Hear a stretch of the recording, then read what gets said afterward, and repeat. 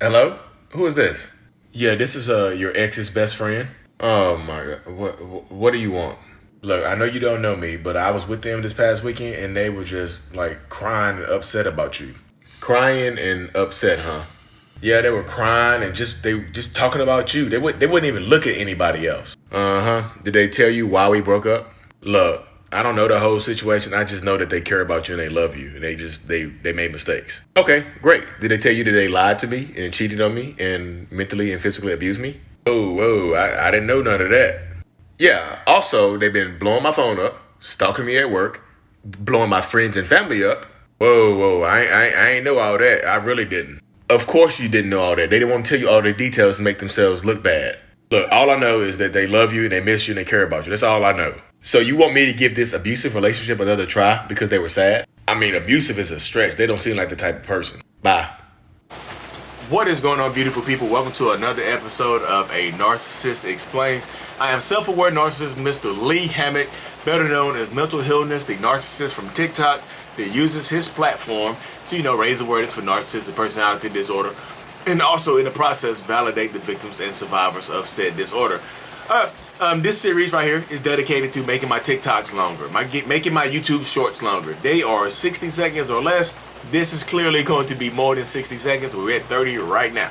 Okay, the skit you just watched from my TikTok is about how is a situation that plays out of how a narcissist will use their, close friends and or family members to try to hoover you back into a relationship or try to guilt trip you back into a relationship to try to pretty much trick you into giving them another chance to pretty much try to do a few things like to use their friends. So sometimes, a lot of times, narcissists love our reputations. Like, reputation is everything. See, we want to have the most pristine reputations that we possibly can.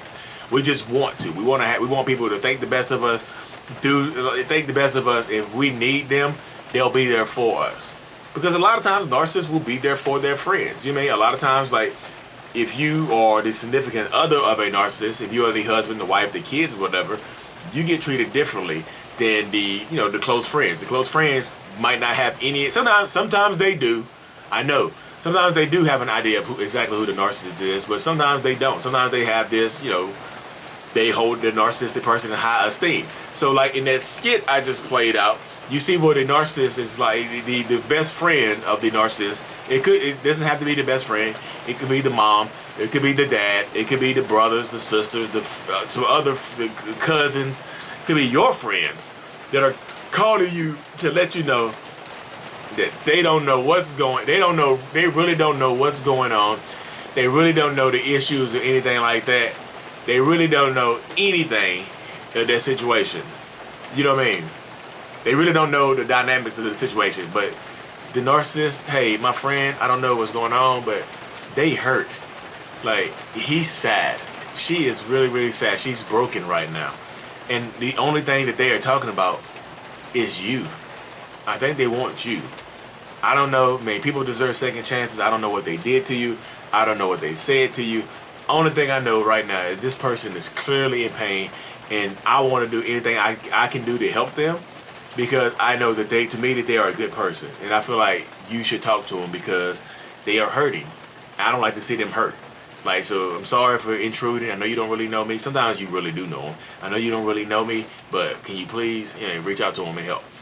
And you see you see in that type of stuff, you see in that situation right there, that friend or family member doesn't really know the dynamics of the relationship. Because in the skit, I say, okay, well, did he or she did they tell you that did they cheated on me? Did they tell you that they were manipulating me? Did they tell you that they were abusing me mentally, physically, emotionally? Did they tell you any of that? And the friend's like, no, I didn't know any of that type of stuff. But I don't know, like, they don't seem like that type of person. So you might have received the information wrong. You might have misinterpreted their actions and things like that, because they are a really, really good person. And I don't think that they would do anything like that to anybody, because they haven't done it to me. Or at least I haven't seen them do it to anybody else. I haven't seen them do it to anybody else. So maybe there's some communication issues that y'all need to work on to have a better relationship. And you see in the skit right there, I said, so you want me to go back into this abuse, into what I feel like it's an abusive relationship because the person you're with right now, your friend or family member, they are sad and they miss me. Yeah, I think so. Yeah, I think so. I think you should, honestly, because they don't understand the dynamics of the relationship. A lot of times, sometimes they do, sometimes they don't. But I call that the familial Hoover, the family Hoover, the friendship Hoover. The friends and family will be used to guilt trip you back into a second, third, 15th chance with this narcissistic person. Especially, sometimes they use the kids. Sometimes if they have stepkids or y'all have kids together, they'll have the kids call you, my daddy misses you. My daddy said he loves you. My mommy loves you so much. My daddy loves you so much. They know you love those kids, even those stepkids. You've been in their life since they were babies. Now they're 5, 6, 7 years old. They know that. They'll use that against you. And they try to hoover you back into a second, third chance. Even though they cheated on you. Even though they treated you terribly. Even though that type of stuff right there. Even though it did happen. You know it happened. You can probably, sometimes you can't prove it happened. But it doesn't matter if you can prove it happened to anybody else. The person who really needs to know is yourself. So don't get guilt tripped into the family and friends reaching out to you. And so, one of the worst types of emotional manipulation by proxy, because this is manipulation by proxy, but they're using somebody else to manipulate you. They are manipulating you through someone else. Do you know what I mean? They are manipulating you through a third party, through a third person.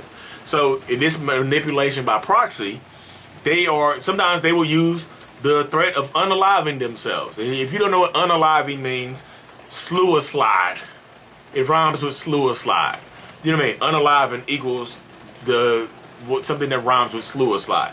So they'll use the threat of unaliving themselves through a proxy, through a friend, through a family member. Hey, I don't know what you did to my brother, but they are really depressed and think about unaliving himself because of you. So I don't know if you want that I think you need to reach out to them right now, because if you don't want this on your conscience, you need to talk to them, because I don't want to see my brother unalive himself because of you.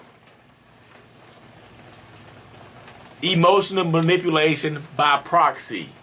It is a terrible, terrible, awful thing.